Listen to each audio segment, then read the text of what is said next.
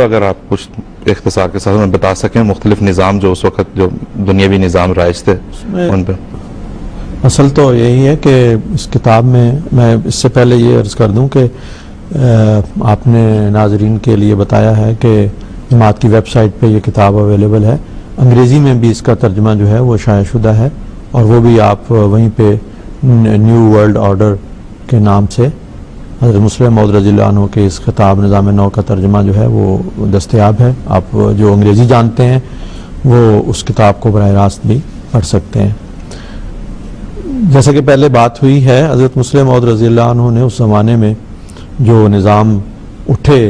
दुनिया में गरीबों का दुख दूर करने के लिए, गुर्बत को दूर करने के लिए और मसाइल को हल करने के लिए, उनका गहरा तज़किया फरमाया है। और ये तज़किया जो फरमाया है, जैसे कि आप कह रहे हैं कि उस वक्त बहुत फैशनेबल था कि इनके हक़ में आवाज़ उठाई जाए, क्योंकि बज़ाहिर बड़ी अच्छी तहरीकात थी कि गरीबों के मसाइल का हल होगा, सब लोगों के साथ एक जैसी ट्रीटमेंट होगी और बड़ी मुसावात होगी वगैरह वगैरह। तो ये जो तज़किया फरमाया है ये उस इलाही रोशनी के नतीजे में है जो इस ज़माने में हज़रत मसीह मऊद अलैहिस्सलातु वस्सलाम के ज़रिए से अस्सर नौ उम्मत मुस्लिमा की रहनुमाई के लिए अल्लाह ताला ने भेजी और आपके बाद आपके खुलफा उसी रोशनी को दुनिया में फैला रहे हैं। तो हुजूर ने उस वक्त बड़ी गहरी नज़र से इन तमाम तहरीकात का, वो कम्युनिज़म के नाम पे थी या सोशलिज़म थी या सरमायादाराना निज़ाम था, और फिर उसके रिएक्शन के तौर पर जो तहरीकात हुई हैं, उन सब का बड़ी गहरी नज़र से तज़किया करते हुए उनके अंदर उनकी जो खूबियाँ थी उनका भी जिक्र फरमाया, लेकिन उनके अंदर में जो नकाइस मौजूद थे, जो तज़ादात थे और जो मुस्तक़बिल में उनके साथ होने वाला था, उस पर आपने रोशनी डाली है। और अब तो उन चीज़ों के तफसीलात में जाने का हमें इतना मौका नहीं है और ज़रूरत भी शायद नहीं रही, क्योंकि जो बातें आपने उस वक़्त बयान फरमाई थी वो खुल के सामने आ चुकी हैं। मसलन इन सारे निज़ामों के हम उमूमी भी अगर इकट्ठी भी बात करें इख्तिसार के पेश नज़र, तो उनमें एक बात जो ये नज़र आती है वो ये कि जबर का अंसर बहुत नुमाया है। उनका ये था कि अमीरों से माल हथिया लो और गरीबों को दो, वरना आराम से गुफ्तो शनीद से बात नहीं चलेगी। इस तरह नहीं, हम कब तक पिसते रहेंगे, इसलिए आगे बढ़ो, कब्जा करो हुकूमत पर, तमाम वसाइल और ज़राए जो हैं अम्वाल के, जायदाद के, वो अपने हाथ में लो और फिर सबको एक जैसा दो।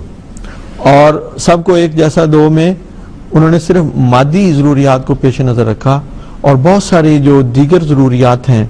ये तो कहा कि हर एक को उसकी ज़रूरत के मुताबिक हम देंगे, लेकिन ज़रूरत की कोई तारीफ नहीं की। और मादी नज़र से सिर्फ ज़ाहरी ज़रूरियात का ख्याल रखा। बहुत सारे जो इंसान के दीगर अल्लाह ताला ने सलाहियतें और इस्तेदादें और ज़रूरतें पैदा फरमाई हैं उन पर नज़र नहीं रखी। फिर उन निज़ामों में एक ये बात थी कि उसमें इनफरादी आज़ादी का बिल्कुल ख़ात्मा हो गया और ये कहा कि हर एक को बस एक जैसा मिलेंगे और तुम मेहनत करो, तुम्हारा इस पर कोई इख्तियार नहीं, तुम्हारी ज़रूरत पूरी करेंगे, बाकी सब कुछ हमारा है।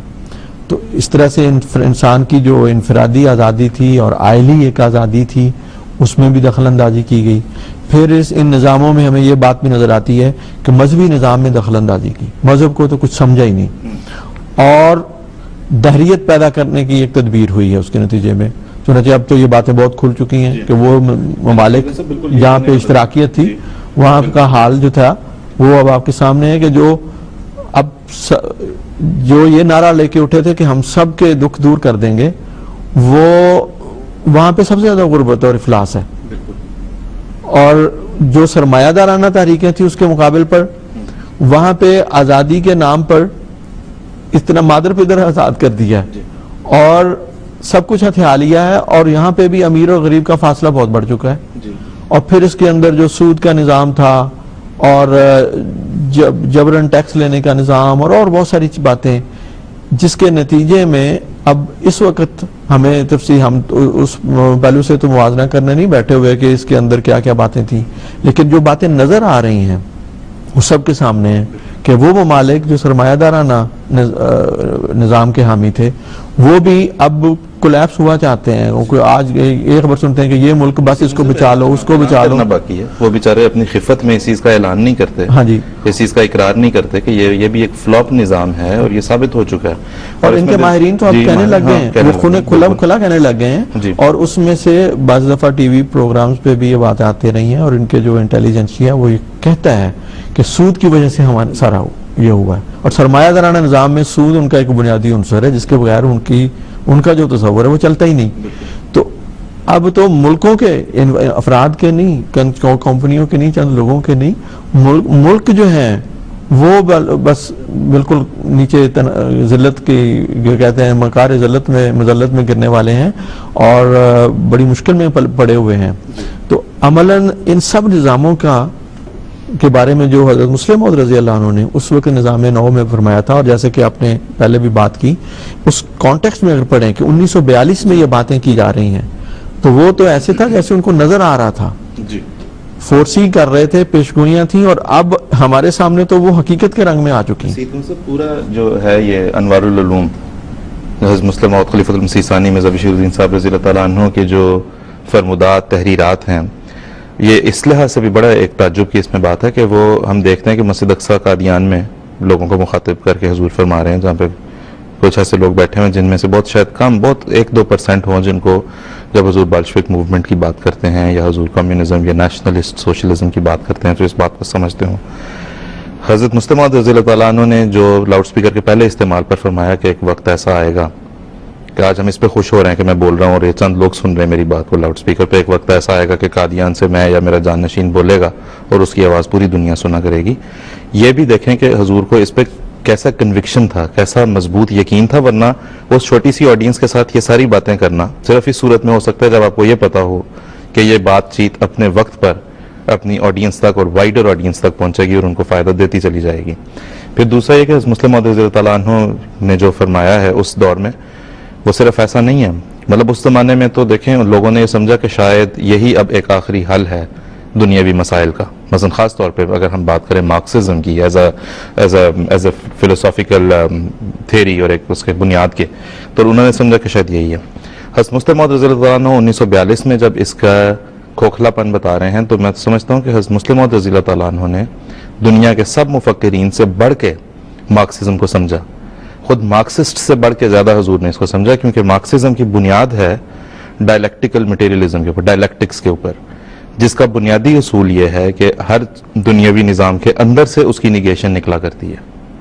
तो इस तरफ कोई नहीं देख रहा था, इस तरफ अगर नज़र गई है तो अल्लाह ताला के तरफ से नूर पाने वाले और बसीरत पाने वाले हज़रत मसीह अलैहिस्सलाम की जानशीन की गई और उन्होंने इस बात को बरमला बयान फरमाया। तो और हमने देखा भी, और जमात अहमदिया के साथ अल्लाह ताला का हमेशा से ये सलूक है कि वो जो है ना, हम देखेंगे, लाजिम है कि हम भी देखेंगे। जमात अहमदिया जब ये कहती है तो हम देख भी लेते हैं उसको। फिर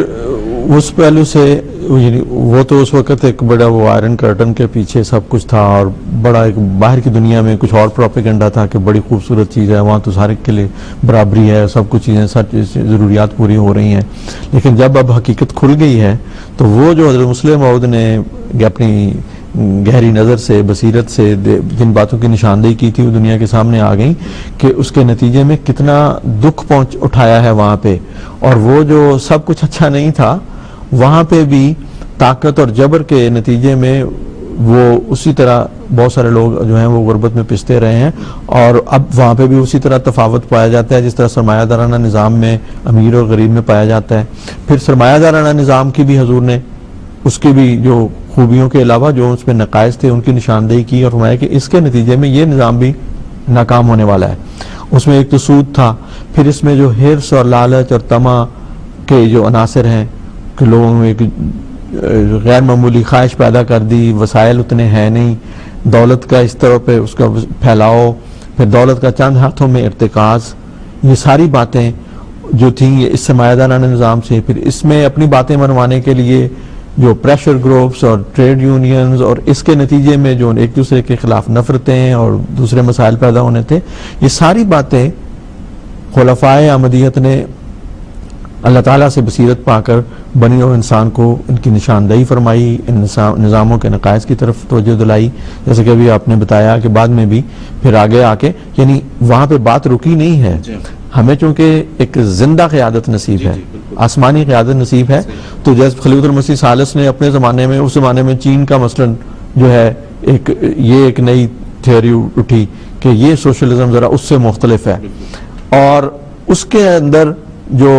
बाज़ खामियां थी उनकी निशानदेही आपने फरमाई और इस्लामी निज़ाम इक़्तिसाद के साथ उनका मुवाजना फरमाया, और फिर बताया कि ये भी नाकाम होने वाले हैं। और अभी तक तो वो ज़ाहिर बड़ा अच्छा चमकदार लगता है वो निज़ाम, लेकिन देखने वाले देखते हैं और जानने वाले जानते हैं कि इसके बावजूद वहाँ पे इंसानियत या इंसानी हुकूक जो हैं वो किस कैफियत में है और किस तरह तलफ किए जा रहे हैं, उसकी निशानदेही भी करते हैं सियासतदान अपने रंग में करते हैं। लेकिन दर हकीकत, और फिर ये भी ज़हन में रखना चाहिए कि जैसे कि मुस्लिम मौद रज़ी अल्लाह अन्हु के इस खिताब में बड़ी सिर्फ इक़्तिसादी निज़ाम की बात नहीं है, उसमें आपने जो बयान फरमाया है और तरीक़े जदीद के साथ उसका ताल्लुक और फिर निज़ाम वसीयत में जो उसके बुनियाद रखी गई है उस पहलू से कि इक़्तिसादियात तो एक हिस्सा है इंसानी ज़िंदगी का, मुआशरती एक पूरा निज़ाम है, फिर सियासी निज़ाम है, और बहुत सारी अल्लाह ताला ने इंसान की ज़रूरियात रखी हैं।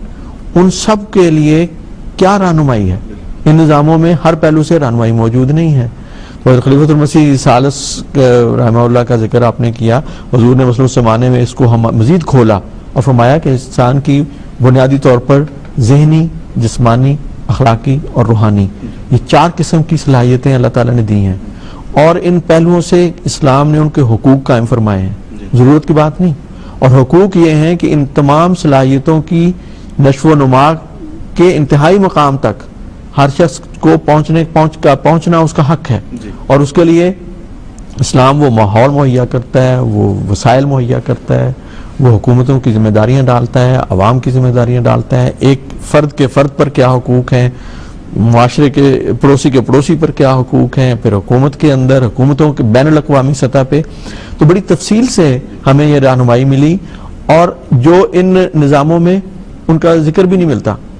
और फिर ये सारे मैन मेड हैं, और उसमें ज़ाती मफादात का एक बहुत बड़ा अंसर चलता है,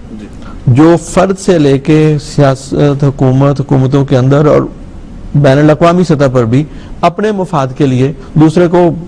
बिल्कुल कुल्लियतन तबाह भी करना पड़े तो कर देते हैं, हो रहा है आजकल। मैन मेड सिस्टम्स का हुजूर ने क्रिटिक यहाँ पे पेश फरमाया और उनकी ऊपर तनकीद की और उनको खोल कर बयान फरमाया हुजूर ने। जो ऐसे बाज़ निज़ाम थे जिनका ये दावा था कि खुदा मसलन यहूदियत एक मज़हब के तौर पर, ईसाइयत है, हिंदू मत है, इनका भी ख्याल था अपने ज़ौन में कि हम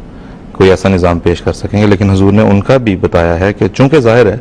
अगरचे वो मज़ाहिब खुदा की तरफ से थे, लेकिन इस्लाम आ गया, इस्लाम एक फ़ाइनल एक आखिरी शरीयत लेकर आ चुका,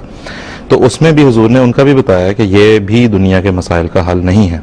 उसमें सामने ये फरमाया कि मतलब यहूदियत का एक सबसे बड़ी बात तो ये कि वो बनी इसराइल से ताल्लुक़ रखने वाली बात है, वो आलमी है ही नहीं, एथनोसेंट्रिक जिसे कहते हैं, बिल्कुल। और जहाँ तक ईसाइयत का ताल्लुक है तो वो जो ये मौजूदा ईसाइयत जो पेश की जाती है, जो हमारे नज़दीक वो ईसाइयत नहीं जो हज़रत ईसा अलैहिस्सलाम ने पेश की थी, लेकिन जो ईसाइयत इस वक्त पेश की जाती है वो शरीयत को लानत करार दे चुकी है। तो मजहब की बुनियाद पे कुछ पेश करने की तो बात नहीं रही। मसलन उनमें एक बात वो कहते हैं कि जी हमारा तो पैगाम मोहब्बत है, मोहब्बत का वो पैगाम जिसको बड़ा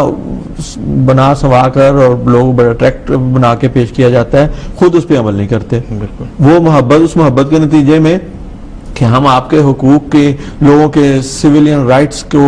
बहाल करने के लिए हम आप पे बम बरसा रहे हैं और सारे मुल्क का इंफ्रास्ट्रक्चर बर्बाद कर देते हैं। एक को उठाया दूसरे के खिलाफ लड़ा दिया, हुकूमत के खिलाफ अवाम को लड़ा दिया,